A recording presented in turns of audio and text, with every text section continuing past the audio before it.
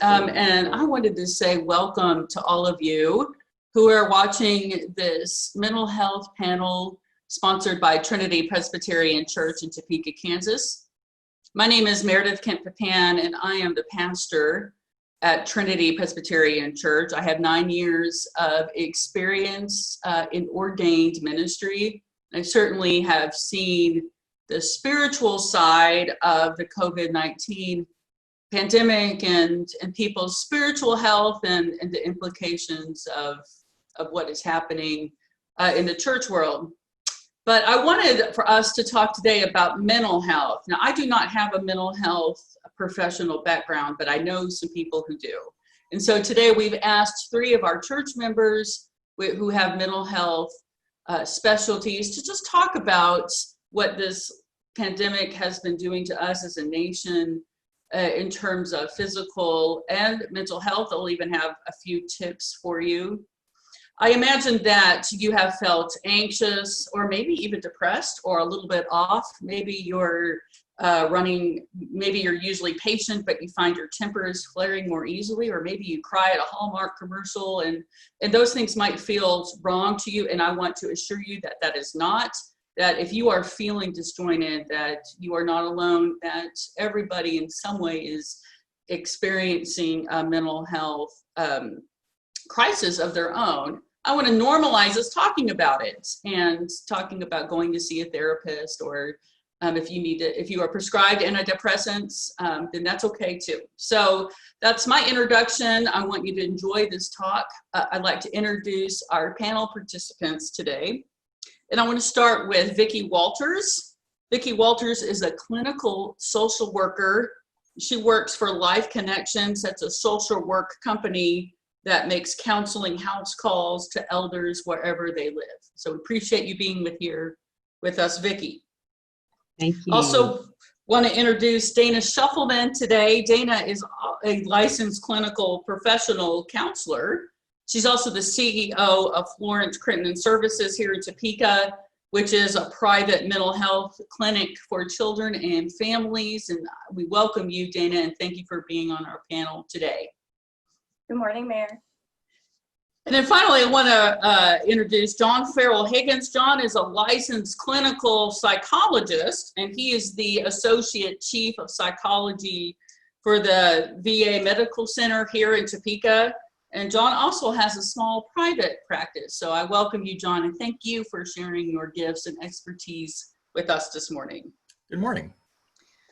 So I spoke a little bit about this in the intro, but I want to hear from some professionals. What are the immediate and potential impacts on mental health as the result of COVID-19? So what are some just immediate and the potential impacts on COVID? And I'd like to start with Vicki first. Vicki, what have you seen? Well, since I'm working with seniors, COVID has brought isolation and loneliness to so many elders in so many locations, even for the folks in care facilities with lots of people around. Being unable to see and especially to touch family and close friends has caused great harm and profound suffering for many, many people. We've seen declines in physical and emotional functioning. Many people are weaker physically and cognitively. They've gained weight. They've experienced definitely more anxiety and depression. Touch is so important for all of us. The effects of our bodies physically and emotionally being isolated. Researchers compare to how our bodies feel after going 10 hours without any food. So these folks in the facilities are really, really struggling, and people in their own homes, people that just can't see family, friends, and all of us that are the same way. So I was looking at some basic ways some of these folks can prevent or reduce depression. Do you want that now, or do you want to wait? Let's come back to that later because I really, really want to expand on that. But Okay. I want to hear from John next. John, what are some of the immediate and potential impacts of mental health as a result of COVID? Well, Mayor, I've been thinking a lot about the sense of loss that people have experienced across the age span and across backgrounds. And with the loss, I think a sense of just grief that people have been experiencing. And so when I think of losses, I think first about specific kinds of losses, and we're talking things like jobs and income, and as Vicki mentioned, the physical contact with other people that you care about. Loss of freedom of movement locally, globally, the loss of our daily routines of life, whether it's the school or work or other routines that we have. The loss of being able to physically worship in a building with other people is certainly a loss. And people have talked about the loss of entertainment options or going out for a cup of coffee with somebody or dining at a restaurant. Be able to do some of those activities that we just used to maybe take for granted that we can't do right now. And there's another way that loss is experienced that's less specific and it's more, some people call it ambiguous. And it's things like that loss of a sense of safety and predictability. What's going to happen to me if I catch the virus or the virus catches me? Also, the loss about our sense of justice and fair play and control and some sense that maybe we used to believe that if we did the right thing, we could protect the people that we love.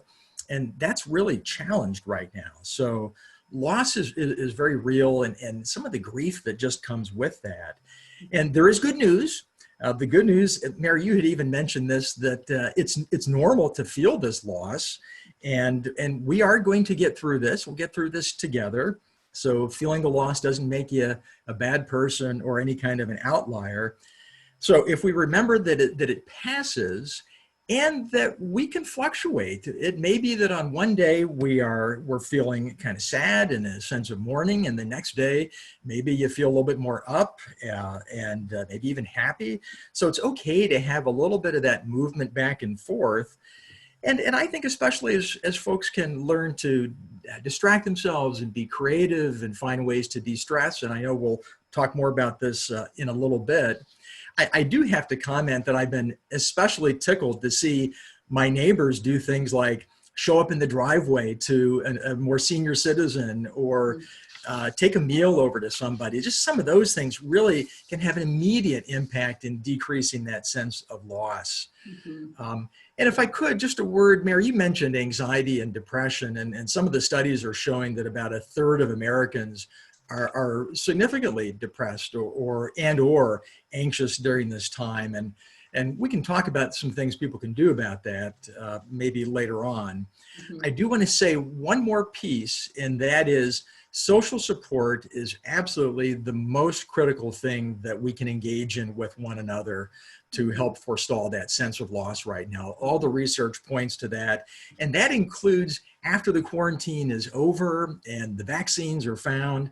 I think we still need to be galvanized in our love and commitment to help each other heal. Thank you. I appreciate those comments. And I especially appreciate you lifting up grief and loss, because I feel like people go, yeah, of course I'm anxious. And of course I'm maybe feeling out of sync. I'm not sure everybody has named it as grief. And so I think that's just, to me, that's important. And as a pastor and as a spiritual person, you know, I think of grief as sort of fundamental to our faith and how we grieve as Christians. So I appreciate you lifting that up. Dana, so what are some of the immediate and potential impacts on mental health that you have seen? One of the things that I'm seeing from the coronavirus pandemic is just that it's very good at creating stress. And so first and foremost, I think that people are worried about their health, and thinking about a global pandemic definitely makes us think about the risk of our own health and feeling a little bit unsafe. And some of the things John mentioned about feeling like things are just really unpredictable right now. And sometimes when we're feeling unsafe, one of the things we turn to try to feel more safe is we try to make things really predictable. And so when things feel unsafe and they're unpredictable on top of that, it's kind of the perfect recipe for activating our stress response system. And so those threats, two of those losses that John talked about, can also activate our stress response system. And our stress response system lives in our nervous system, and it impacts both our mental health and our physical health. And when our sympathetic nervous system gets activated, in small doses, that can be a really good thing. It can protect us and help us act and help us take care of ourselves. But when that starts happening for several hours a day, most days of the week, it can start to become a little bit toxic to our system. And so if you find yourself feeling stressed more often than not, there are definitely some things that you can do to slow that stress response system down, or even stop it altogether. So we can talk about that. That's great. And I appreciate that. It's something about our lizard brain. When we get stressed, it was explained to me in COVID that when you get stressed, you think everything is a threat.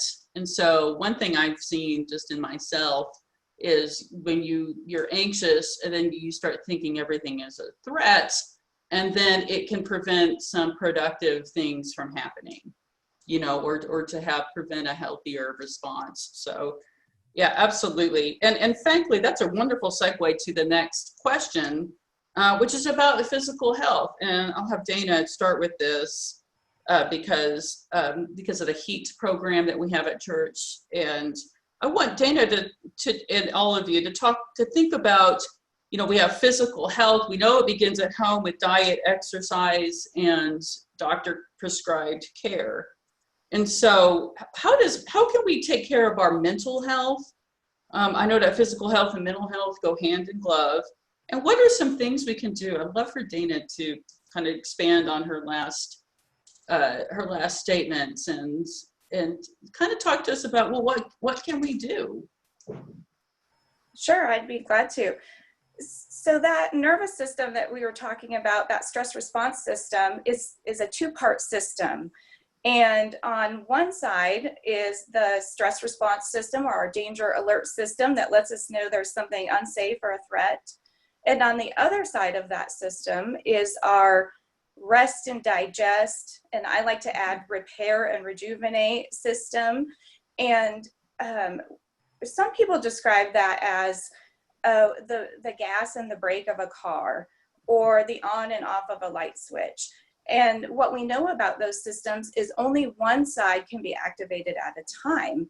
And that's actually good for us, because what that means is if we know how to engage the rest and digest, or the parasympathetic nervous system, it automatically calms down and quiets and slows down our stress response system. And so one way to stop the stress or give ourselves breaks from the stress is to actively engage the other side of our nervous system. And there are a lot of ways that we can do that. Exercise is one of those ways. A lot of body-based types of things, because our nervous system, obviously lives in our body, and also our mind, we can get to it through the body. So breathing, especially breathing that includes abdominal level breathing, can immediately engage that rest and digest nervous system and quiet down the stress levels in our body.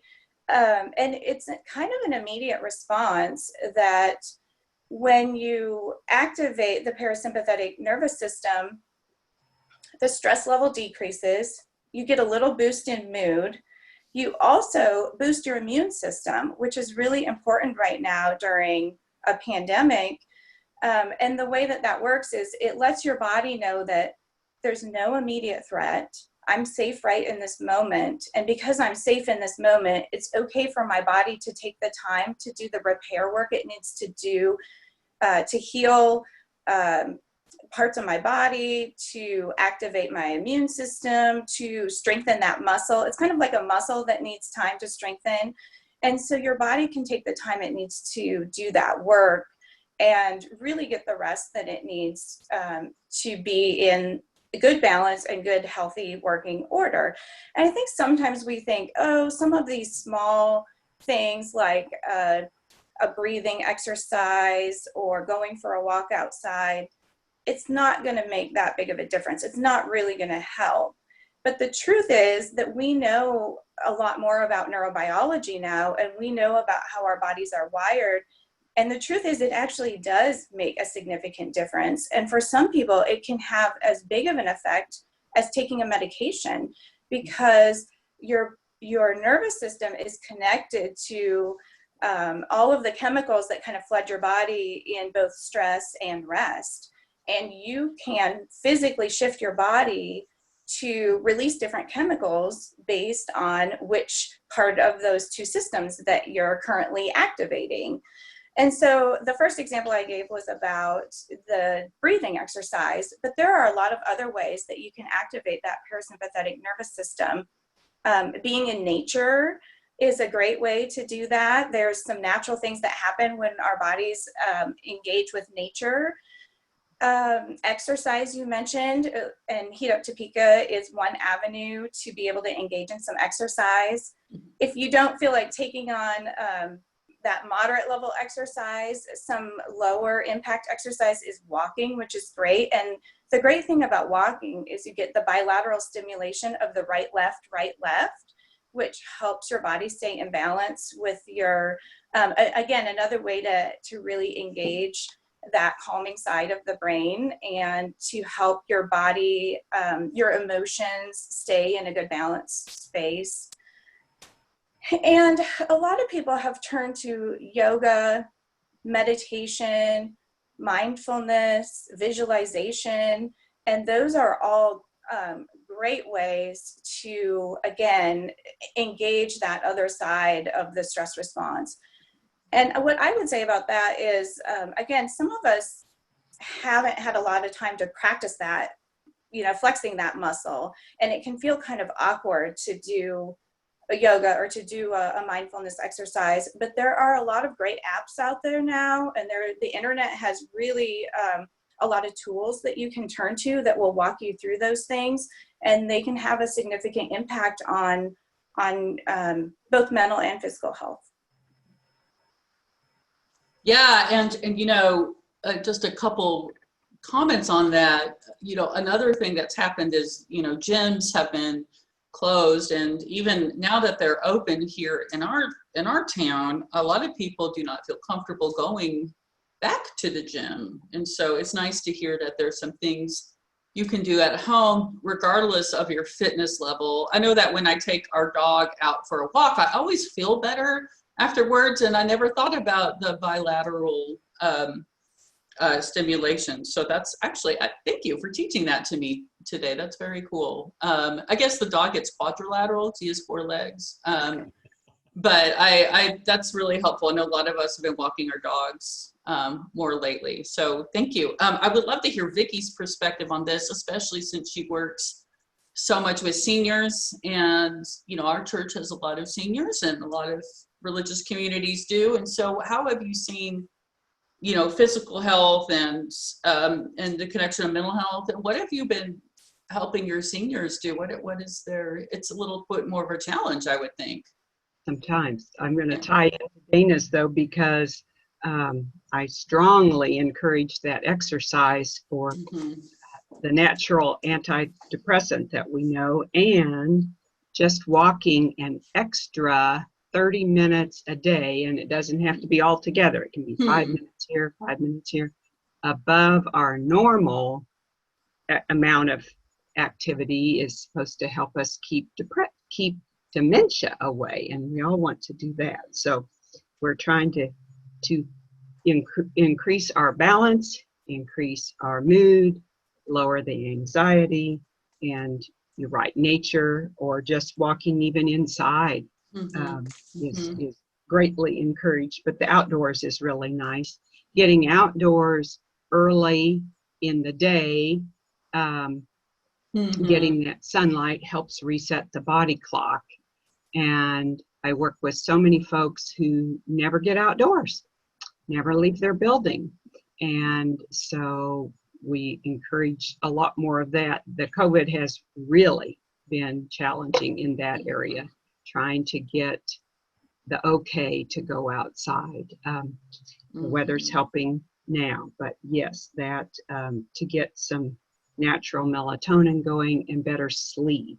And I really push better sleep for the immunity, and also we can't function if we don't have really good sleep. So our depression goes down, our anxiety goes down. And then, as you mentioned, eating healthier, trying to cut back on sugar, eat healthy things that don't kick in the wrong stress. We've got good summer fruits and vegetables right now helping to increase our immunity. And so also that research has shown people who eat healthier do actually feel better. They report less depression. They report less anxiety. So trying to just use that natural help. When nothing else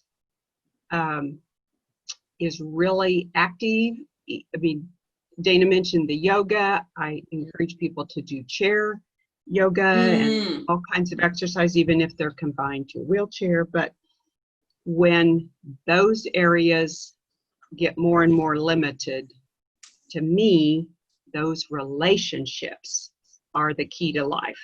And so working on the social, that's been so challenging, but something they can do, as Dr. Menninger always said, help somebody else. So maybe they can help their neighbor in a small way. Maybe they can help somebody across town with a note, maybe a call, whatever it is, to keep connected, to stay connected and be a more active part of life and feel grounded.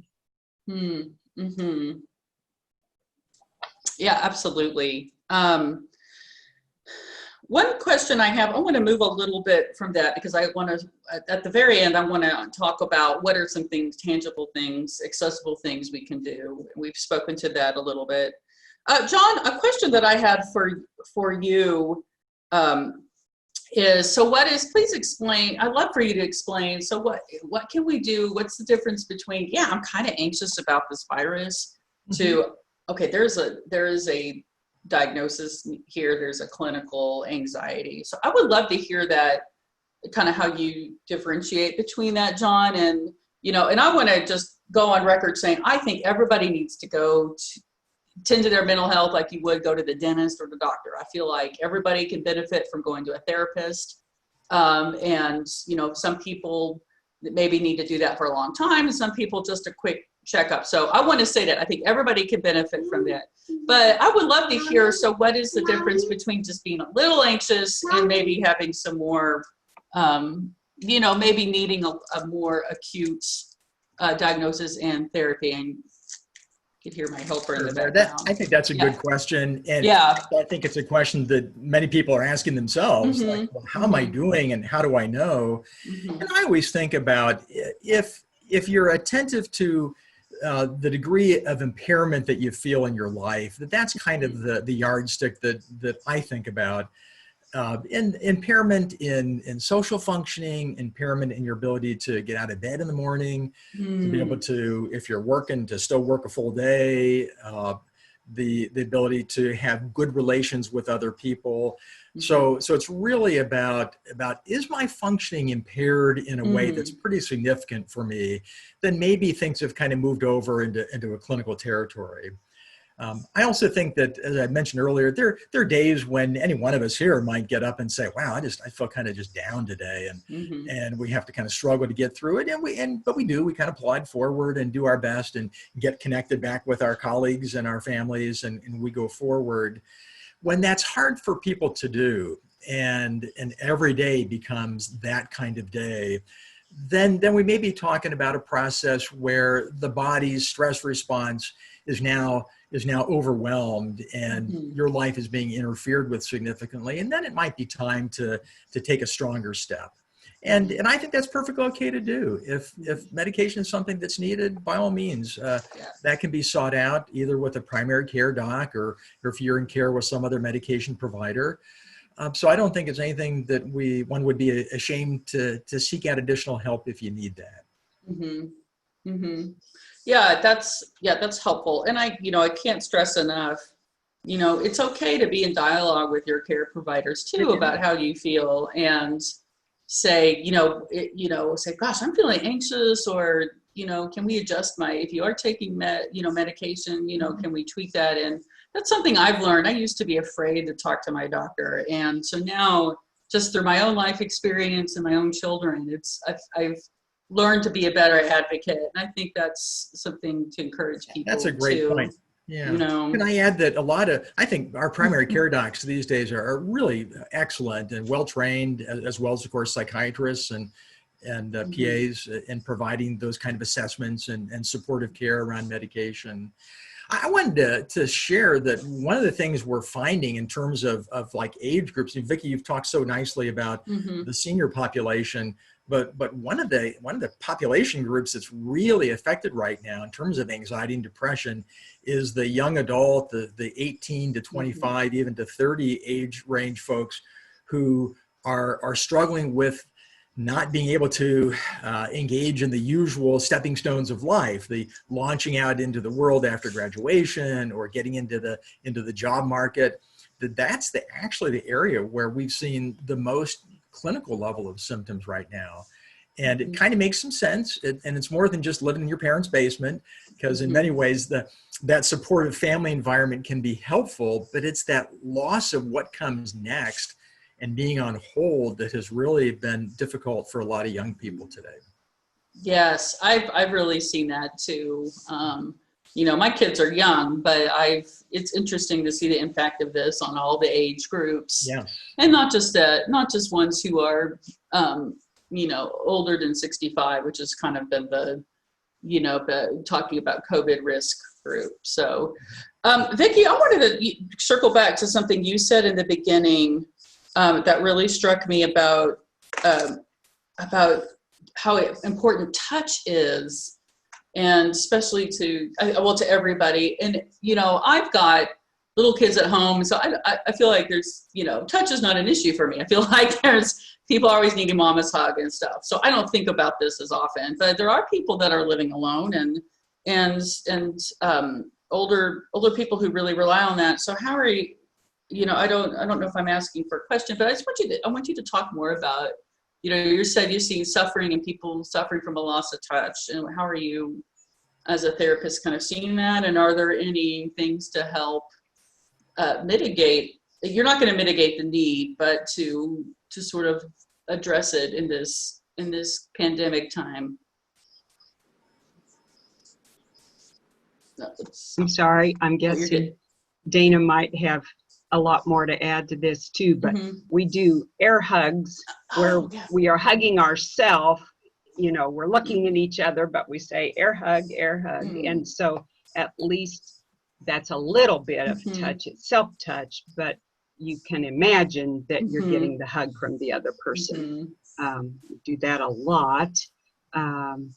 Folks that do have other people around have some connection, but those that are away from their family, sometimes when they see the family and they cannot touch, as one lady says, it makes it worse. And so it's a balance, trying to find other ways to get that need. Self-massage, the yoga, things that help us be in touch with our bodies. But Dana, you might have some more for that. Yeah, I would love to hear from Dana, and also just kind of because I know Florence Crittenden deals with children and teenagers a lot, and I would love to hear just how you're seeing. Dana, I have two questions for Dana. I would love to see how are children and teenagers being affected by COVID, and then kind of the touch thing too, and what has been helpful, or what are your experience with that? So with touch, like Vicki said, the air hug can be great. And then with kids, you have to take it to that next step and say, no, wait a minute, a tight squeeze, a tight squeezy hug, right? Like not just an air hug's not good enough for kids. You have to really convey how tight you would squeeze them if you really could touch them, and make sure they're squeezing just as tight, because that's where the real attunement and connection comes in. And they get to a little bit deeper level of, wait a minute, your air hug didn't convey how much I want to hold and squeeze you. You got to go longer. You got to go tighter, right? And so then you start conveying that attunement with them about how connected you really are to them, and really reflecting that back. And you have to start reflecting it back through your eyes or through your engagement versus through the actual touch. Another thing I would say is, when you're in this, for kids, one thing that's great is once they're in that kind of hug, we call it the butterfly tapping, is you start to kind of do a left-right tap in that hug, because then you get the bilateral stimulation. And then if I'm feeling kind of anxious or unsafe or feeling a little bit overwhelmed by what's happening in the world, my logical side of the brain, or the people who are here to help co-regulate me, the left-right, reminds me that I'm actually really safe right now. And that can help me feel a lot calmer. So when I do that anybody can do butterfly tapping, just that right-left can have a really big impact. So you can do a big squeezy hug and then a little bit of left-right tapping, and it can help people really feel present with you and get that connection. You can even do that through virtual, if you're on Zoom, if you're connecting with kids, with grandparents or things through virtual, you can do those real tight squeezy hugs through virtual as well. One thing that I'm noticing, I think about as far as kids and youth, and I think this applies to everyone, but what I'm noticing in kids and youth is I think about people's bandwidth. We have a limited amount of emotional energy and mental capacity to use within a day. And when that starts getting used up by like our regular day-to-day stressors, and then on top of that, the worries and anxieties of a pandemic, and the unpredictability of all of our routines being off, and the missed things, like whether it was something they were looking forward to, sports or the friends from school, or all of those things start to kind of add up, and pretty soon you don't have enough bandwidth left to kind of hold all of those things at once, and you can feel a little flooded by it.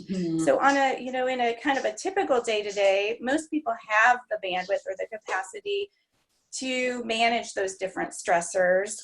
But when you run out of bandwidth, and I feel like right now, just with everything going on in the world with the pandemic and the social justice issues or racial injustice issues that have been present, all of those things start taking up more of your baseline bandwidth, and it leaves less window of tolerance. And so what we're seeing from kids is just that their window of tolerance is smaller. And so things that maybe wouldn't have used to tip them over out of balance, now it is tipping them over out of balance, just because there's not as much of that window to tolerate those things. Oh, absolutely. My kids are young, but I've noticed a lot more need to be snuggled, a lot more, mommy don't leave, daddy don't leave, kind of meltdowns that we weren't having before. And it was explained to me that they're just, they're absorbing all of this, all of the world's, anxieties that the grownups are having. And that was really helpful, just to have that perspective, to build some empathy. I think that the next question is, well, in our church is very much mission minded. And so people are going to want to know, well, what can we do to help others? And then I'll finish with what can we do to help ourselves. But what is something we can do our context is a Christian church, but what is something we can do to help others? I'll start with John. What is something we could do to help others in this time? Yeah, I'm going to say that simple things often work the best. And it can be things such as reaching out in a phone call, which I know is an old-fashioned idea that we'd actually call each other up on the phone, but calling to have a conversation, or using social media in some respect to do that kind of reaching out. My wife is wonderful at making cards and sending them to people. And I really admire that ability to connect. And so getting mail in the mailbox can be just a wonderful way to stay connected and kind of surprise people with a gift of love. So doing those little things like that, I think that's probably one of the best things we can do for each other. Yeah, absolutely. What about Vicki? What are your thoughts? I think those are excellent, John. If somebody's at home and they have extra time and they want to make goodies and share with others, I know Doorstep, for example, still accepts food donations, giving of the garden or whatever it may be, or just our resources, our financial resources. You can sure reach out, because it is a very stressful time. Right? Yeah. But that helps us feel a little bit better, like we've done something. But the personal, I like John's, the personal to me is the important part. Yes, and I will lift that up. If you want to help out, giving money to your favorite organization is always appropriate, but especially now, if either churches are supporting that, but if you just go out on your own and want to send a little money to your local food bank, that will go very far. So that's always, I think people sometimes feel like it's impersonal, but money is very important, and those organizations would really appreciate that. So I'll lift that up. Dana, what are some small things or big things? What are some things we could do to help our neighbors in need? I agree with the making sure that we are connecting with those healthy relationships in our lives, because it ends up helping the other person and ourselves. You get the benefit of 2 in 1, and making sure that when you are spending that time in relationship, that time is not accidentally slipping into feeding into the stress response of the sometimes we have a tendency to look for the negative and talk about the negative. And this is an opportunity, I think, maybe when you thinking about how you can show up in that relationship for that person, to help that conversation stay in more of a safe, grounded space of, hey, we're okay. And when you have a good connection, you feel safer. Yeah. And so that connection can literally lead to feelings of safety versus accidentally using that to have time to talk about feeling unsafe. Yeah, because then you can just get in that spiral. You just that spiral of anxiety. Yeah, absolutely. I would add, if you are not connected to a faith community, it's or if you have been but haven't been in a while, this is a really good time to connect with your whatever faith community. And if you can always call up your local pastor, a rabbi or imam or whatever, that makes sense to you in your context. But yeah, your spiritual leader is very willing to help in this time. I can say that with a lot of confidence. So then the next thing is, well, what can I do to help myself? And so here's the question I get sometimes. If somebody has a mental health need, or if I feel like I have, I need to see somebody, what can I do to help my own mental health? Talked about physical exercise, but if I need to make the next move, I guess I'm asking, how can we find a therapist, or what are some ways to go about that? right now. And I'll start with John. What are your thoughts? Oh, I have a couple thoughts. I was sitting here thinking about the need for rest and restoration or rejuvenation. So just on that individual level, I think it's important for us all to be able to step back out of the room of the chaos of life and kind of restore the bandwidth that Dana was talking about. And that happens through meditation, through prayer, I think through journaling. But again, I would emphasize too that if those times are only times where you focus on the negative aspects about things, then that's going to take you down a path you don't want to go. So more of a gratitude focus, if you can, and the uplifting and naming your coping skills and your personal strengths. So I think those things are really important to do to just keep yourself centered. Now, if you decide that you would like to reach out and talk to a therapist, I always say to people, talk to a good friend and get their recommendations. That's probably the best place to start, because people know people, and then you can always talk to your pastor to say, hey, who might I see if I want to visit with somebody in a more professional kind of setting. So that's just a resource avenue there. Yeah, absolutely. What can families do right now to just help themselves? Is there anything we haven't talked about that that can help during these kind of chaotic times? I would recommend a couple of things. Find specific points in your day. Maybe it's morning and night, or transition points in your day where you strategically build in those activities we talked about, those rest and digest, engaging activities.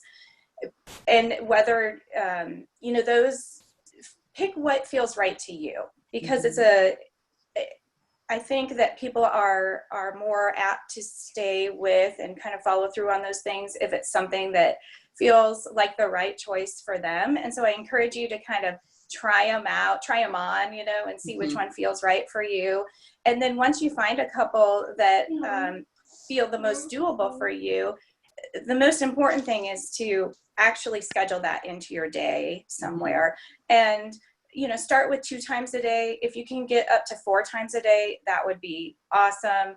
And so what that might look like is in the morning, maybe you do a few yoga stretches. At lunchtime, before you eat lunch, you do a little bit of deep breathing. At night before you go to bed, you might do a walk or a short meditation, and it might look different for every person, but having that scheduled into your day so it doesn't get lost, because it can easily get lost once you get going with like you said, the kind of chaotic rush of your day.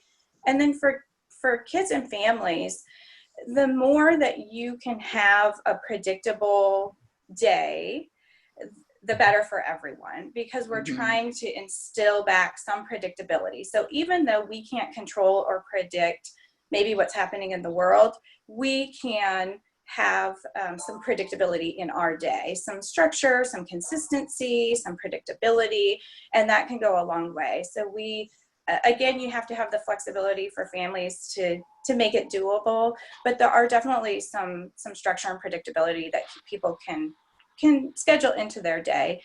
And what I would add to that is that when you have some predictability and when you have some times to give that stress response a break already scheduled into your day, your bandwidth, like John said, gets bigger. You have more capacity in your bandwidth, and also your baseline gets a little lower, so that you get a bigger window of tolerance. So then those stressors that come along in the day don't throw you quite so far off balance. And so that's kind of a proactive way to make sure you're getting those things in on a regular basis.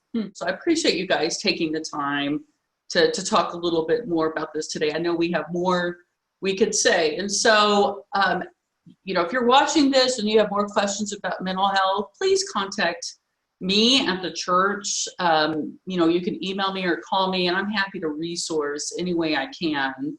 I'm happy to talk, if you have just about spiritual needs, or, I'm know how to make a referral. And so please just contact us at the church, and we're happy to help, because this is an important part of, us being community together.